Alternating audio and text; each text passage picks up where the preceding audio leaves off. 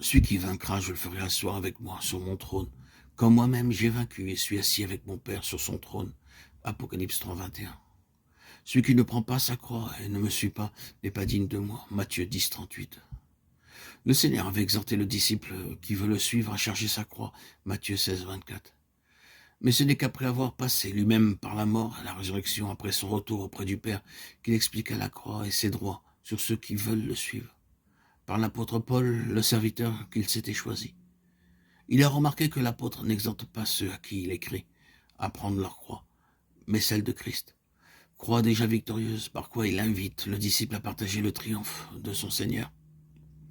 La prédication de l'apôtre explique l'appel de l'agneau à porter la croix, alors qu'il se préparait à monter au calvaire, et les paroles du Christ illuminent la prédication de Paul. Bien que la croix de Christ ait déjà triomphé et que l'œuvre de délivrance des puissances de l'enfer soit un fait accompli, il reste que nous, croyants, devons la porter à notre tour et suivre l'agneau dans le chemin du calvaire où il nous a précédés. L'appel de la croix, celui qui est mort pour nous et qui maintenant est ressuscité, le fait toujours entendre. Il le fait retentir au fond du cœur de tout racheter. Et c'est, en ce monde, la seule route possible pour quiconque veut suivre l'agneau. À 5 reprises, nous trouvons cet appel dans les évangiles et chaque fois, quelques nouvelles lumières est projetée sur l'un des aspects de la croix, dans la vie de celui qui a répondu à l'invitation du Seigneur. Que le chemin de la croix est inévitable. Comme il est écrit, quiconque ne porte pas sa croix et ne me suit pas ne peut être mon disciple. Luc 14, 27. En ce qui concerne le Christ, le chemin de la croix était inévitable. Et il le savait.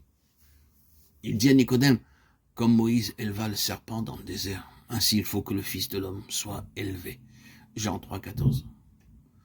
À ses disciples, il annonce qu'il doit monter à Jérusalem et être mis à mort. Le doigt est impératif. Il se devait. Il faut qu'il en soit ainsi, dit-il. Et ailleurs, j'ai d'autres brebis, il faut que je les emmène. Jean 10, 16. Il faut que je donne ma vie pour les brebis, pour les amener au Père. Y aurait-il pour les disciples un autre chemin que celui que le Christ a suivi? Évidemment non.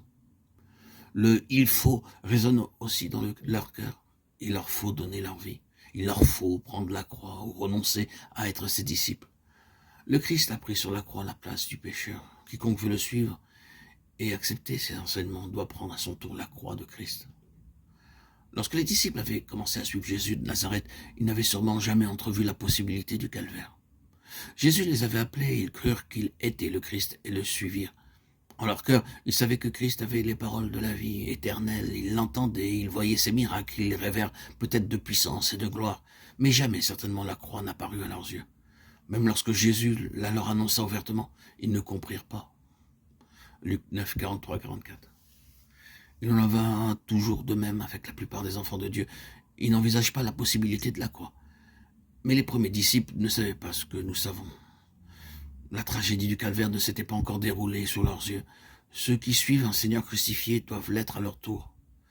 Ici-bas, la croix, au ciel seulement, le trône.